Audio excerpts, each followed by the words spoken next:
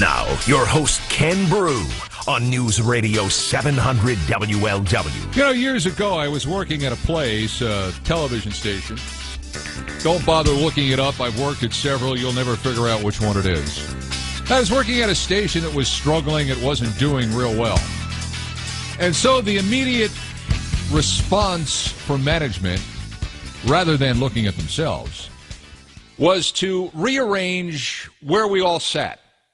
And they had a producer's pod, and they had a sports pod, and they had a weather pod, and all. They had all of these territorial pods, and they took a look at the seating arrangement, and they said, well, maybe if we moved this to here, this to there, and moved this group of people here.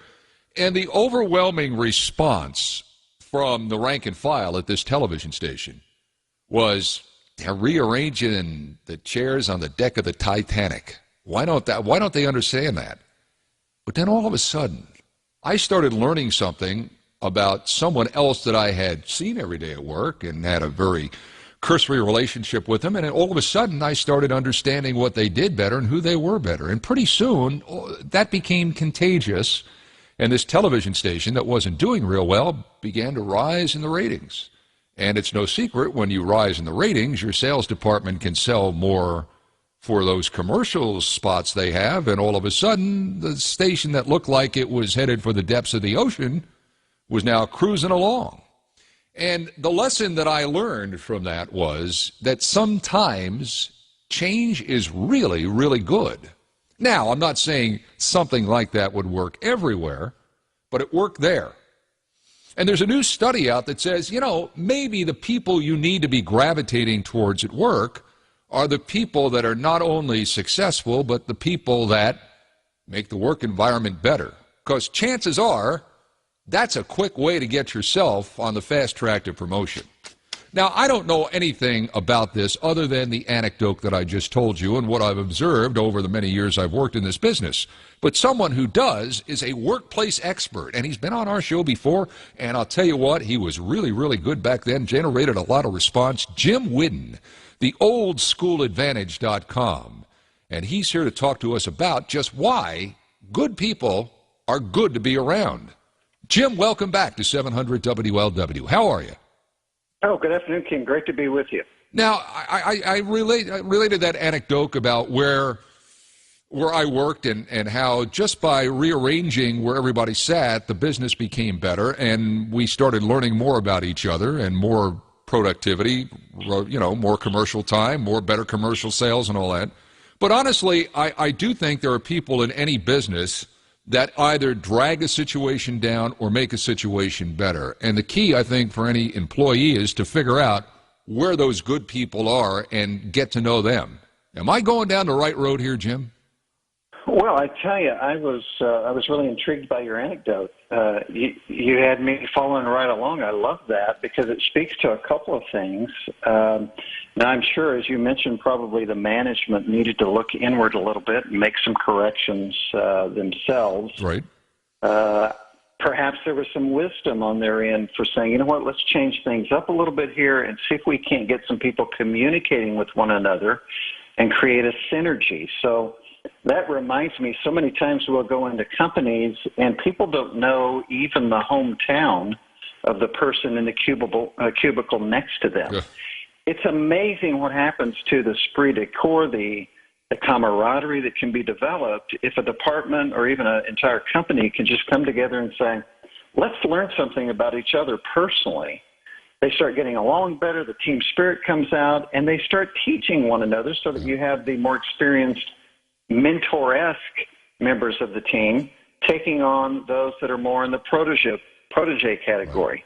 And I suspect that's what happened there as well, but certainly this is an area where there's a ton of, it's a very cliche-rich topic, if you know what I mean. Sure. I mean, you want to hit your wagon to a star. You want birds of a feather flocking together, that kind of thing. So I think you hit on a couple of things there just with that anecdote, which, by the way, tells us the power of stories, right? Well, it does. And yeah. The other thing about it, Jim, is the cubicle became the I suppose, the office of the 70s. I remember when I got out of college and I went to work at various places, everything was open, or people or management was in offices. And now the cubicle came along for whatever reason, I don't know. But I think the new cubicle in any work environment is social media, and people will use communication or vehicles like texting or Slack or some other kind of communication device rather than getting up and talking to the person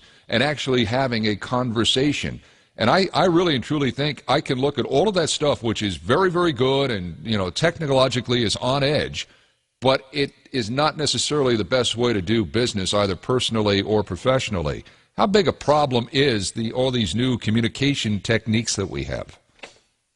Well, and you bring up another great point. What is happening is because of the technology, and I write in my book, The Old School Advantage, the technology is good if it's used properly, but what has happened is it's overused or abused. Mm-hmm. And so we've traded the efficiency of communication, as you mentioned, electronically, for the connection. So we've traded we've traded the connection for the efficient communication. And so what you're talking about is, and what we were talking about with your story, is personally communicating face-to-face and connecting. So we can communicate without connecting. That's wherein lies, I think, the issues as teams aren't working well together. And the anecdote that's out there with regards to, do you want a promotion? Should you move your desk next to a star performer? Is that there are toxic people everywhere, but there's certainly toxic employees. It would seem to me that if someone is sharp or someone even just wants to play an angle, find the persons or the people that are at that company, at that business, that are producing the best, that are viewed as the stars, and not just necessarily move your desk next to them. That's fine and well too, but get to know them and work with them, because chances are, if they're that way, their boss knows their way, and if you're with them, and I know what I'm saying sounds devious, but if you're with them, it's going to have more of a benefit for you than if you just stick with or stay with the people that are just trying to drag everything down. I mean, the atmosphere is so important, but so is the perception of who you are, right? Well, and what you're saying is true, and it starts earlier than people think. I mean, if you're having to move your desk over by somebody, and I know that sounds a little comical, and perhaps that doesn't literally happen, but if you're trying to get close to those high performers, this really starts with the candidate side of the interview during that interview process. In other words, as a candidate, this is where you want to ask questions before you're even hired so that you know who you're going to be surrounded with. Let me give you a couple of examples of those questions, if I may. Sure. Here's one. How would you describe the company's values? Now, again, this is the candidate asking the interviewer. Mm-hmm. Because the way those values are described, first of all, can the interviewer, name them? That's probably a clue right there. It's a red flag if they can't. Right. And number two, what are they? Okay. And then a second question you could ask is, who would be on my team and to whom would I report? And furthermore, may I have a chance to visit with them at some point after this interview? See, what you're doing is you're setting yourself up for success. You're looking to see what kind of teammates. I follow sports. I love anything with a ball I'm in, right? Yeah. And so when you see players kind of shopping their talent after they become a free agent in a particular professional sport, that's what they're doing. They're looking at teammates and they're saying, who am I going to be associated with? I know I've got talent. That's why I have the ability to shop myself around like I do. But now the next thing is, and the most important thing is, who can I win a ring with? Maybe that's important to them. Yeah. Or who can I get along with? Well, as a professional, you don't have to be in the NBA or the NFL to do that. As a professional, you do the same thing. You learn who the organization is going to be that you decide to hitch your wagon to, and then maybe you're off to a good start from the beginning and you're not moving your desk, a year down the road. Sure, and I think that tells the employer that you're interested in more than just a paycheck from them, that you're interested in their business, and you should be, because you're going to work a lot more in life than what you're going to have free time in life. So you should spend it at a place that has and shares the kinds of values that you have. But what's so difficult for some people in that process today, Jim, is that a lot of these a lot of these companies want to conduct that preliminary interview by phone. They don't really want to get you in. They want to talk to you by phone. I've never understood that concept, but okay, that's just the way it is. How do you get those kinds of things you're talking about through to the person that's trying, that has the job you want? How do you get those thoughts and those concepts through in a phone call? Yeah, and forgive me with the reference back to my book, but in Chapter 6, there is a section that talks about the telephone interview. And actually, it can be very advantageous for the candidate because it's almost like an open book test in college. You've got everything, you should have everything out in front of you for that telephone call so that you're using words that impact the conversation, you're asking just the right questions. So without going into a lot of detail of that material, I can just tell you that it is possible, and not only possible, but it should be done. And so I understand exactly what you're saying. That's a screening mechanism because people are so busy. But there are ways for a candidate to use that to their advantage and not see that as a disadvantage just because you don't have the face-to-face opportunity. Gotcha. Believe me, the face-to-face will come if you do that telephone interview correctly. Jim Whiddon's our guest, workplace expert. His book, The Old School Advantage, available right now, Jim, I know on Amazon, but I'm sure on your website too, right? Yeah, and it's easy. It's the oldschooladvantage.com. Bookstores everywhere, and probably Amazon's kind of the monster that gets the book to you almost same day if you want it. So, yeah, I know, it's amazing. It really is. They'll probably deliver it by drone right to your front door. It's funny. I have a friend who interviewed for a job at a company here in Cincinnati, and the interview process went on and on and on. It went on literally for over a month, and there were 4 or 5 callbacks, and this person had to go to this job interview to meet with different people inside the company 4 and 5 times. And my reaction to that was, well, it's great that they're being that selective, but if they're calling you back to meet with individual people 4 or 5, that company probably doesn't have its act together, and it's probably not a place you want to be. I mean, I get that they want the best candidate, but they should, too, be on the ball with the way they interview people, and you should pick up on that when you walk in there. You should hear, you mentioned certain words or certain techniques or certain things you should say. You should be hearing those things coming back as well, because that tells you a lot about the kind of company they are. Am I right on that?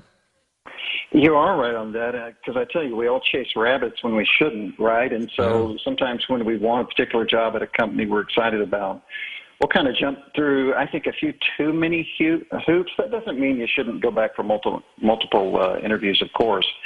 But again, there are ways to short-circuit that or shortcut it or just make it more efficient. For example, when they toss the ball back to you in an interview and say, do you have any questions for us?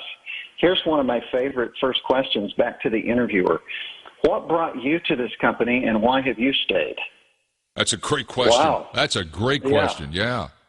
Yeah, now who's in charge of that conversation after that question? Right, that empowers you. Plus, it gives you a reaction from somebody who actually has to make decisions. That'll tell you a lot about that company. Yeah, here's another one. What's the biggest challenge your company faces right now?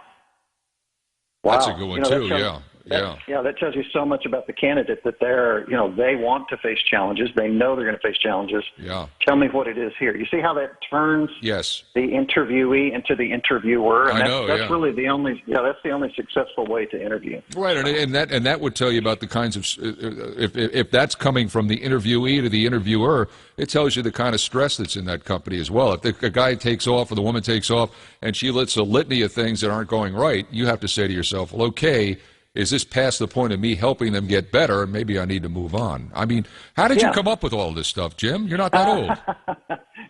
Well, maybe I sound younger than I am, but it took a while. I've been working on this for a few years. So yeah. It's fascinating stuff. Where you sit, who you associate with, and how you're perceived inside your company has a lot to do with where you're going to go inside it, and probably in your next stop too, because the past is always in play when you're looking for a job. Jim, great stuff. TheOldSchoolAdvantage.com. That's where you can find Jim and his book. Thank you. My pleasure. Jim Whiddon. That's good stuff. Again, this is a long time ago.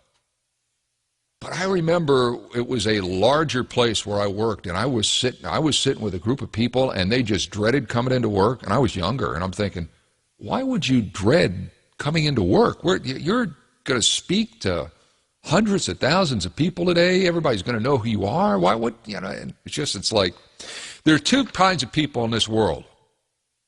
People that make a bad situation worse and people that make a bad situation better. And that's it. And you got to decide what kind of person you want to be. Again, the oldschooladvantage.com. You may want to move your desk on Monday because I'll tell you, Phyllis is a downer. We'll continue next on News Radio 700 WLW.